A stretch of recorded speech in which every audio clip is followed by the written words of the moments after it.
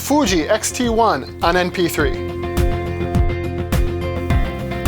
Hi there, welcome to the National Parks Photography Program, and today I'm going to be giving my first of a three-part series about the rest of my Fujifilm camera system that I use for my photography. And I'll put a link up to, in the past I've done a video on the Fuji X-E1, which is sort of the rangefinder style camera that I have from the Fuji family of cameras. And today I'm going to be doing the X-T1, which is the DSLR styled camera from, and it's sort of at the top tier of Fuji's range of cameras.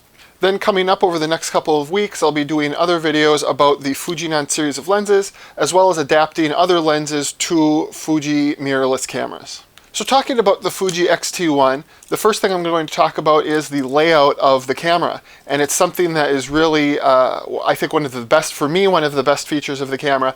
It's also the thing that I think makes it important to get your hands on a Fuji camera before you really commit to the system, because it is kind of different to most of what's out there today. So if we look at this camera, you'll see this is not a Fuji camera. This is my old Minolta X700. This is a manual film camera, manual focus film camera. And the reason I have this out is because this is one of the cameras that I learned to do photography with. And being an old film camera, it's got the old manual control. So it's got the aperture ring on the lens barrel here, and then a separate dial for shutter speed, and then you can control ISO and exposure compensation on dials right on the top plate of the camera. So this is sort of, I'm probably about at the end of the generation of people that grew up learning to do photography on these old cameras, but it's always, it's a way of controlling exposure that really appeals to me, a way of controlling the camera that really appeals to me. And I always kind of wondered, well, why wasn't anyone making cameras anymore that mimic those sorts of controls?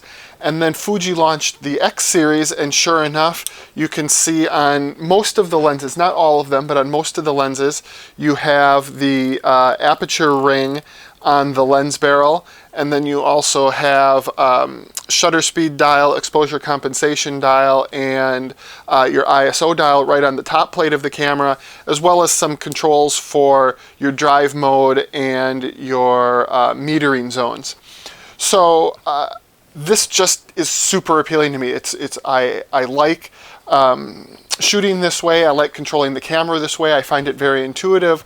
The other thing I like is, past cameras of mine have had the little LCD screen on the top plate, so you can look down and quickly see what settings you have on the camera. And this, at first I thought, oh geez, I'm kind of going to miss having that screen. And then I remembered, well, with this older style camera, all that information is just displayed on the dials. So it makes it real easy to look down at a glance and see what your camera's set up like.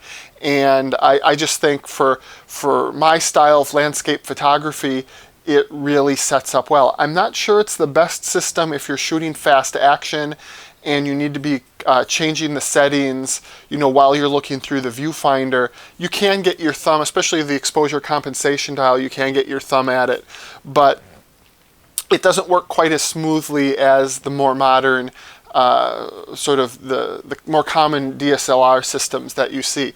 It does have dials in the front and in the back, so you can set those up to kind of help with some of those compensations as you are shooting, as you have the camera up to your eye.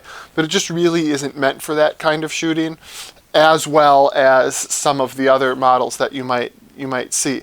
But as I said, for landscape, for the way I shoot, and sort of for the background I come from, it really works well. So that's why I say you do want to try to get your hands on one before you commit to the system. In my case, I couldn't find one in a store close to where I live, but I was able to get a really good deal on the X-E1, which was my first Fuji camera.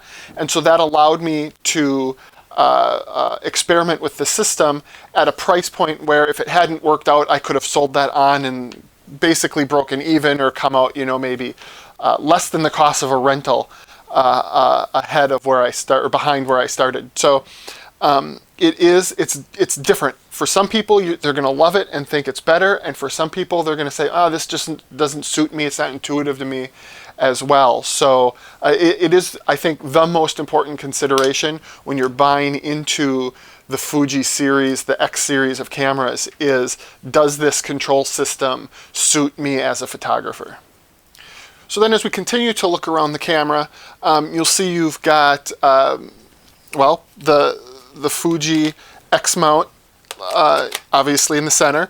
You've got a control here for your focus mode, manual, single, or continuous.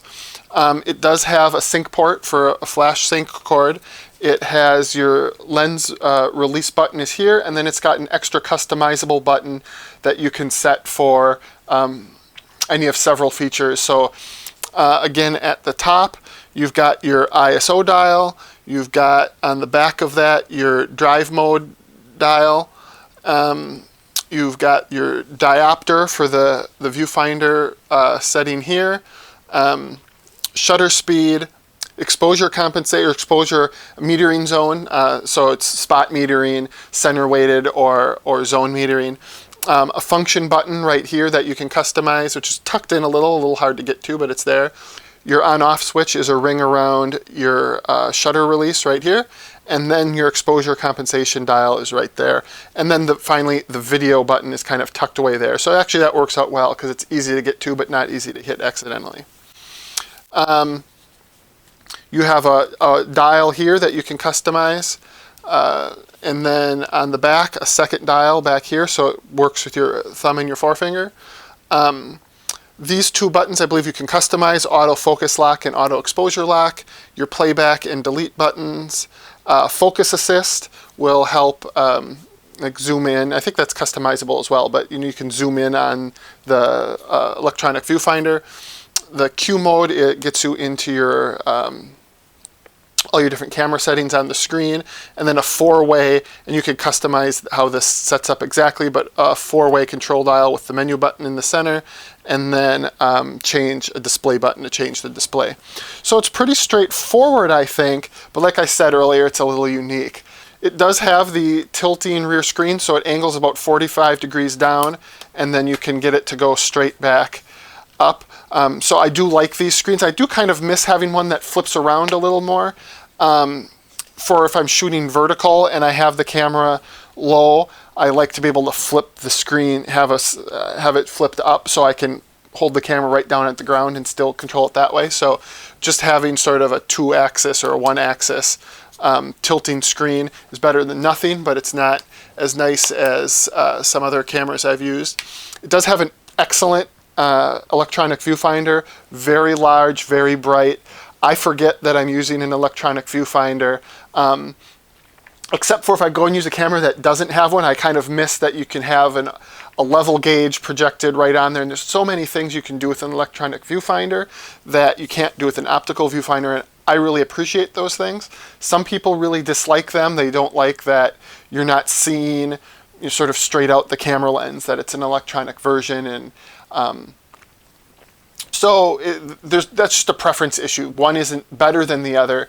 It's just, do you like the electronic viewfinder? Do you like the optical viewfinder? It doesn't really make any difference. But as electronic viewfinders go, this is an excellent one.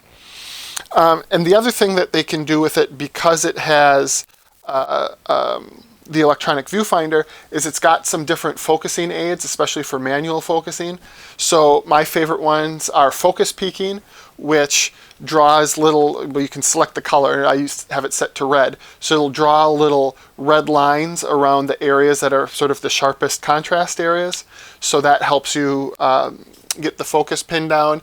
And then it also has a focus mode where it splits the screen into two little screens. So you have one that is the whole image, and then a second one that is a 100% live view of wherever you have your focus point set. So with that, if you're manual focusing, you can still see the whole composition, but you can use that little focus window to get precise focus.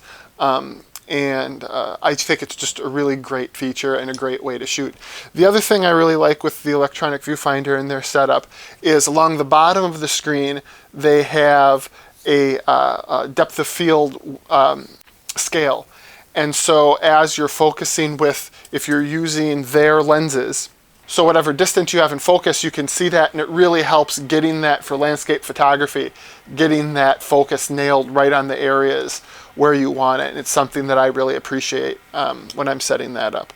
Moving on from the controls then for the camera to the build, and I think that is another one of the things that is absolutely top-notch with this Fuji camera, is it is such a solid feeling camera. It's just a pleasure to hold. Even compared to my old Minolta, I mean, this Minolta is still a well-built camera, but it feels pretty plastic. And then as you move forward in time, you know, a lot of DSLRs kind of have that plastic feel and plastic parts, and there's not anything wrong with that. It's just there's something about it that isn't as pleasing as sort of generations before this, when they really built cameras out of metal and they felt really solid and sturdy.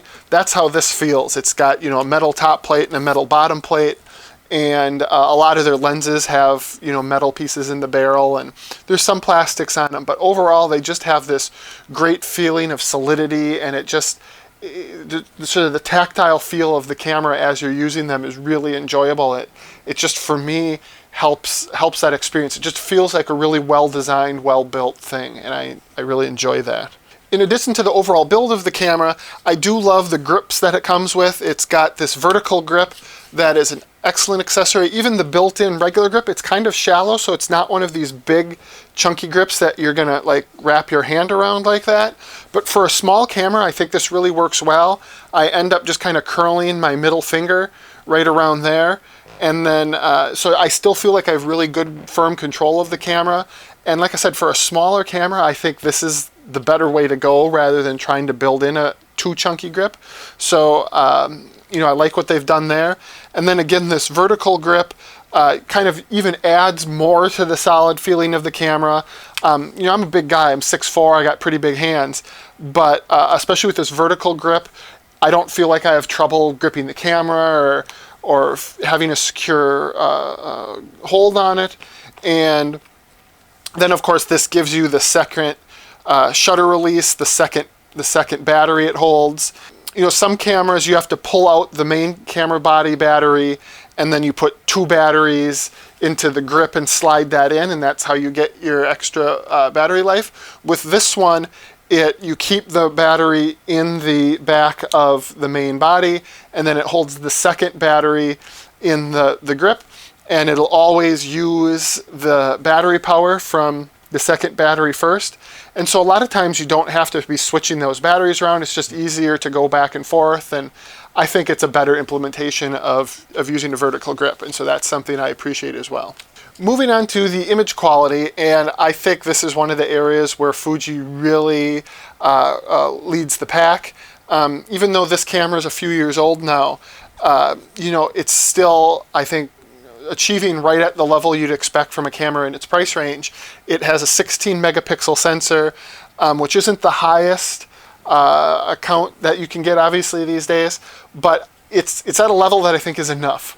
I can make, you know, 24 by 36 prints of this that look really nice. So I think there's value in having a few more megapixels, but I don't think you're really missing out on a ton with this being 16 megapixels instead of a higher count. Its ISO performance, at the time it came out, it was really class leading. Now it's still very good. It goes from 200 up to 6400, and then there's a couple of extended settings which it's playing around with how it composes and boosting the exposure a little bit that way. But from 200 up until 1600, you get really good clean images. At 3200 ISO, I still feel like I'm getting acceptable images. If I have to go to that for some reason because of low light or because I want a faster shutter speed, I don't hesitate to do so. And then even at 6400, they're not bad images. They're starting to get a little soft. The camera is starting to, if you're shooting JPEGs, really you know, apply noise reduction a little more heavily. But even still at 6400, maybe I wouldn't want to go up to a huge print like that. But for, you know, a 12 by 18 or something, I think you could get still really good results at 6400 ISO. So I think that's pretty good performance. The camera also produces really good JPEGs right out of the camera. And so that's how I shoot with this. I feel I can still adjust them in post-processing the way I want to. And it saves a lot of file size. So I mean, those are things I like. If you want to get that last little bit of quality out of them, you can shoot RAW. It does have really large RAW files given the megapixel count, but obviously that's still there. Now the other reason I shoot JPEGs is a lot of the processing software suites. So for instance, Lightroom is the main one that applies to this, can't handle this camera sensors. The pixel array is a little different than your traditional pixel array. And so lots of RAW processors are having a hard time dealing with the RAW files from these Fuji cameras. It's gotten better, but it's still not as good as a more traditional pixel array. And so, you know, if you're using Lightroom, you actually get better sharpness with the JPEGs because they're very good JPEGs. Than you do with the RAW files. There are some other RAW converters out there that will help with that. I mean, and Fuji supplies a RAW converter that, you know, they have dialed in better for their RAW files.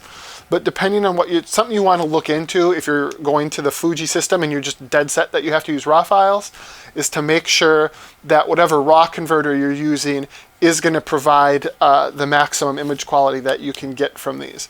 Like I said, I get around that by shooting JPEGs because I just like it. I don't feel like I'm really losing anything that you can see in the prints. And I just like how the file sizes save on storage space, and it, you know, makes my computer run faster and all of these things. So great JPEGs, somewhat difficult to use RAW files if that's really important to you. Other features that affect image quality and use, in terms of drive mode, it can shoot up to 8 frames a second, which is pretty nice and quick. The mirrorless cameras kind of help with that because it doesn't have a mirror that has to flip back and forth out of the way.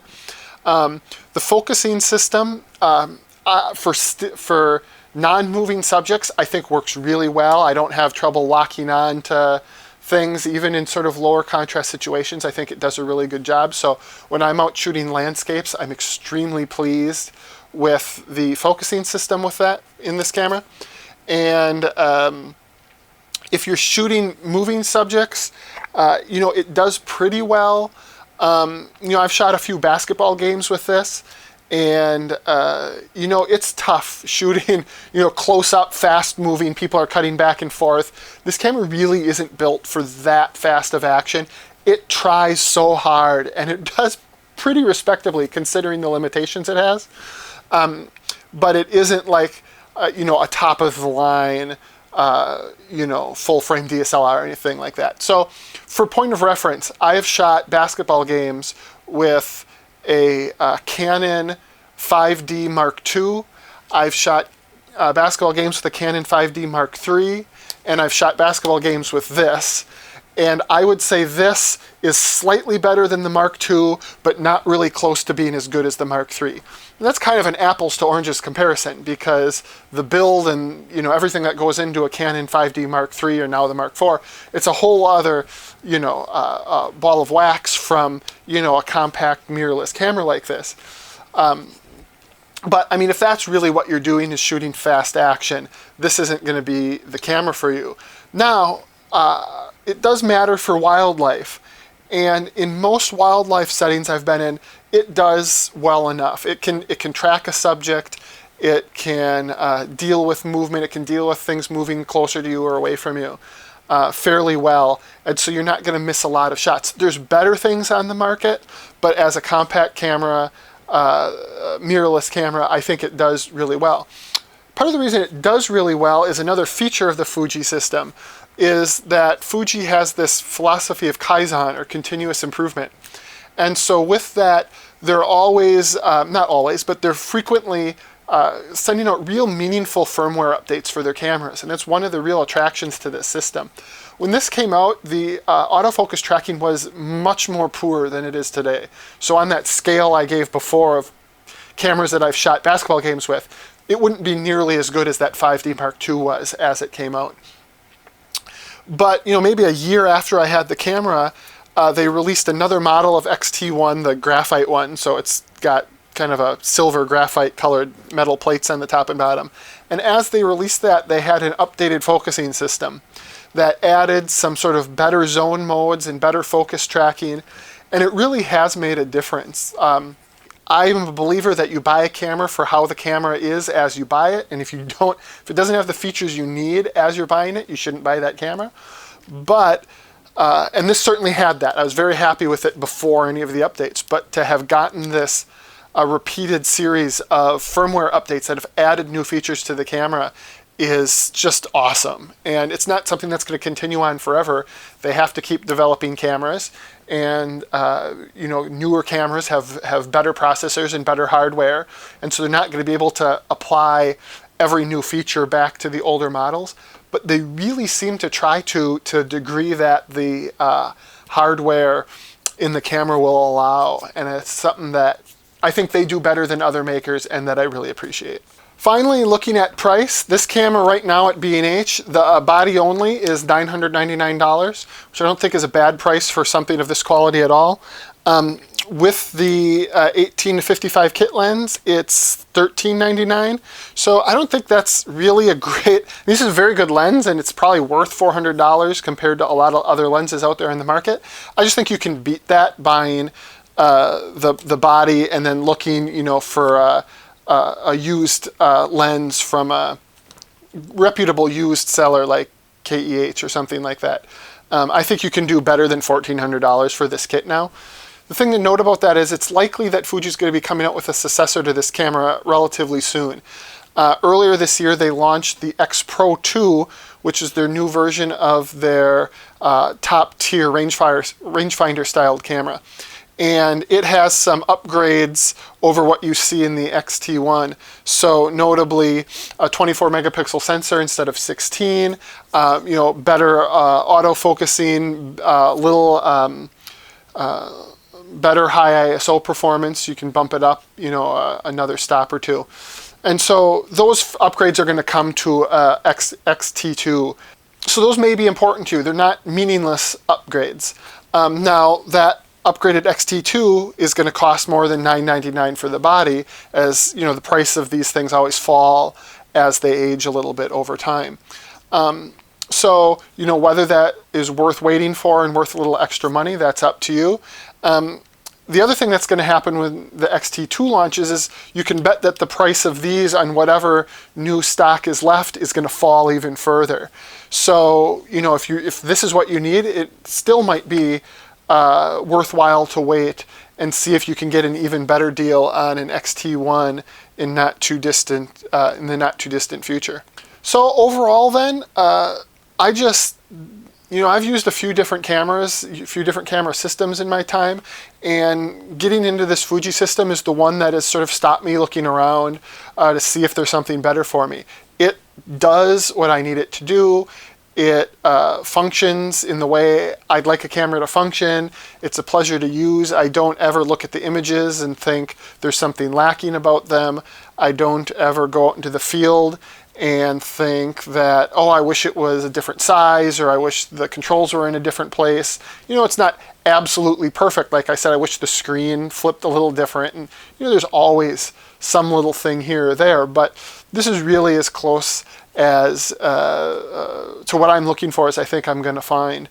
And when that X-T2 comes out, I'm just not going to buy one right away, because this is doing what I need a camera to do, and I don't think those upgrades are going to justify for me the cost of the upgrade. At some point, as that falls down, it's going to be a better camera, so there is going to be value in it.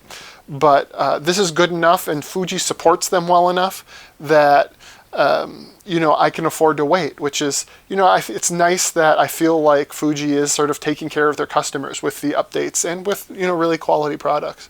So I can't recommend this enough. Like I said at the very beginning of the video, the key thing is, one, do you need the ability to shoot fast action? If you do, you can probably find something that is going to work for you better than these Fujis. And then the second consideration is, does this sort of older style, more traditional manual control setup just suit you? Some people it's going to suit and seem really intuitive, and I think there's going to be some people who it just doesn't seem as intuitive to them. And you can only sort of get a feel for that by using it at least a little bit. So, but for people like me who like that older style of control and who appreciate the size and what it does well aligns with my photo goals, I think this is as good of a camera as you're going to find.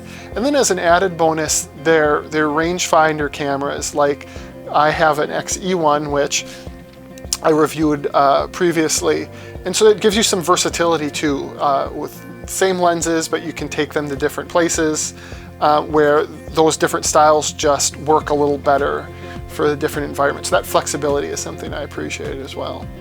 So that's longer than I intended to talk. I hope it's been a useful overview of the X-T1.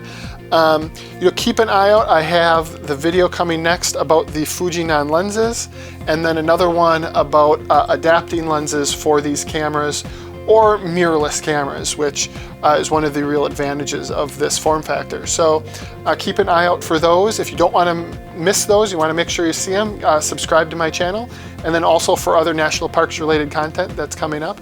And like this video if you enjoyed it and it's useful to you. Otherwise, look out for those other videos. Thanks for watching. Have a great day.